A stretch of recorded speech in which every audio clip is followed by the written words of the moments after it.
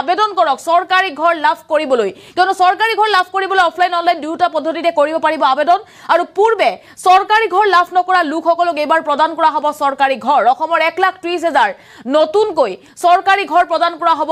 দৰিদ্ৰ লোকসকলক আমি লৈ আহিছো বিশেষ খবৰ পকি ঘৰ নথকা লোক ভাই হেই নিউজ শুনছ হন আমার নিউজটা শুনো আমার নিউজটা বাংলাদেশ দিতেছি সরকারি ঘর পাওয়াটা পাইব কথা ঠিক কইছে হ্যাঁ কিন্তু পাইব কিন্তু যে 10,000 টাকা দিব হ্যাঁ পাইব বুঝছো আমরা বস্তির মাঝে বহুত গরিব মানুষ আছে হেরার ঘর নাই থাকবার বুঝছো কিন্তু ধনী মানুষে 3টা করে ঘর পাইছে আমি ঘরে ফটো দেয় তারা মহন কীভাবে পাইছে কৌনি মেম্বরে 10,000 টাকা খাওয়াইছে মেম্বরে একজনের 3টা করে ঘর দিছে অপরাধী খেলা কৌনি মেম্বর যদি আমি আসলা কইবার যাই আমার পুলিশ লাগাই ইনকাউন্টার করে মারি আলবো বুঝছো কারণ ধনী মানুষের বাদ দেওয়া 3টা করে ঘর পাইছে বুঝছো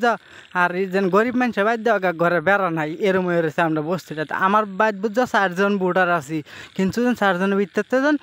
একজনও ঘর পাইছি না লেট্রিন পাইছি না আমরা বাদ দেয় না কেরে কারণ মেম্বরে আমরা পয়সা গুঞ্জা দিবার পাই না আমরা গরিব মানুষ এটার লাগে না মেম্বরে আমার কইছে 10,000 টাকা দিলে তে ঘর পাইবা ডাইরেক্ট সাফ কয়ে দিছে হন কি কইবা কও হন আমার 10,000 টাকা দিবার মতন সাংস্তা নাই আমার ঘরও নাই বুঝছো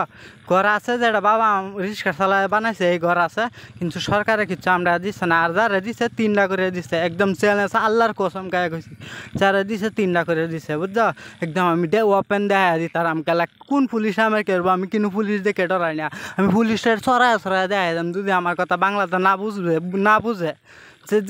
মেম্বররা বুঝছো 10,000 টাকা দিলে একটা না 3টা ঘর ফাইলবা বুঝছো আবার 3টা ঘরের মধ্যে 30,000 দিব লাগবো মেম্বরে